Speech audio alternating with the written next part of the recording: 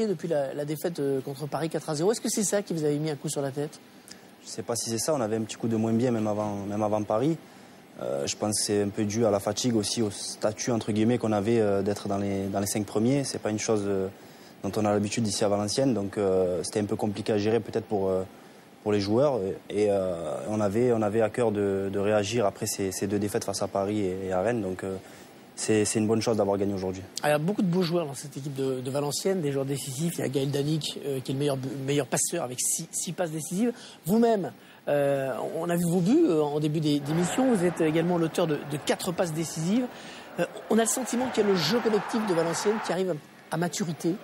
Est-ce que c'est l'année de Valenciennes? Ouais, c'est peut-être notre saison. On a pas mal de joueurs qui ont maintenant un certain vécu et certain nombre de matchs en Ligue 1. Donc c'est peut-être aussi une certaine expérience qui fait qu'aujourd'hui ça se passe plutôt pas mal. Et j'espère que ça va continuer sur cette lancée en deuxième partie de saison. Alors ça va. Et puis Daniel Sanchez aussi, qui a aussi très bien marché à Tours, qui fait un bon travail à Valenciennes. Voilà, donc je pense qu'il a pris des joueurs qu'il arrive à mener à maturité. Il n'y a rien de mieux pour l'entraîneur que de faire progresser ses joueurs. Et là, il est complètement dans l'objectif. Il ne faut pas oublier le Talek, Pujol. Offensivement, il y a vraiment de très très bons joueurs. C'était 6e au classement. Bon, à moins que Saint-Etienne ne gagne au Vélodrome tout à l'heure, 6e Valenciennes avec le budget, c'est remarquable. C'est quand même une des équipes qui nous a donné le plus de plaisir dans ces matchs allés. Elles ne sont pas quand même si nombreuses. Et Daniel Sanchez a été prolongé cette semaine. Alors ça va donc peut-être continuer à Valenciennes, mais peut-être sans vous, parce que malgré tout, il est question que vous quittiez cette équipe de Valenciennes. On évoque une signature possible dans quelques jours à l'OM. Est-ce que ça va se faire? Je ne pourrais pas dire aujourd'hui si ça va se faire à 100%. Maintenant, ce qui est sûr, c'est qu'il y a des contacts. Mon agent fait son boulot. Il y a des échanges. On verra si ça va aboutir. Mais tant que c'est pas fait, moi je suis valenciennois. Tant que c'est pas fait à 100%, je suis encore valenciennois. Mais malgré tout, Marseille a envie de vous faire venir. Vous avez plutôt envie d'aller à Marseille. Et Valenciennes a besoin de vous laisser partir, si on résume bien. Après, c'est sûr que si ça se fait, tout le monde sera gagnant de l'histoire, puisque Valenciennes récupérera quelque chose. Moi qui l'ai jamais caché, je suis Marseillais de cœur.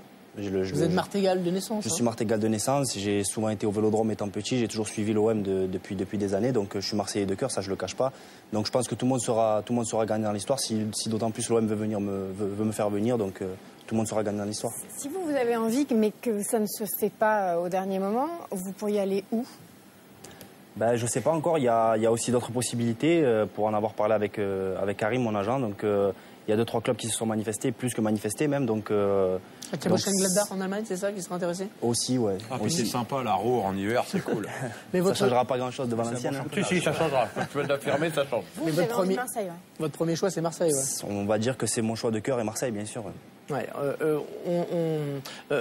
on rappelle que vous êtes en fin de contrat, c'est ça, en juin prochain. C'est-à-dire que si Valenciennes veut gagner de l'argent sur votre transfert, il faut que vous partiez en janvier. C'est exactement ça. Sachant qu'il peut déjà signer dès maintenant. Il peut signer pour Marseille ou ailleurs, voilà, pour cet été, oui.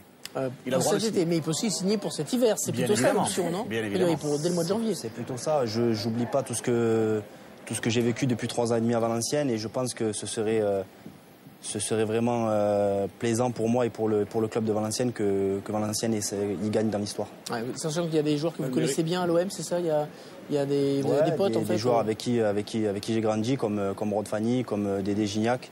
On a été formés à Martigues, ils sont à Martigues comme moi, on a été formés ensemble, donc des amis d'enfance. Ça a le mérite d'être clair. Oui, plutôt clair.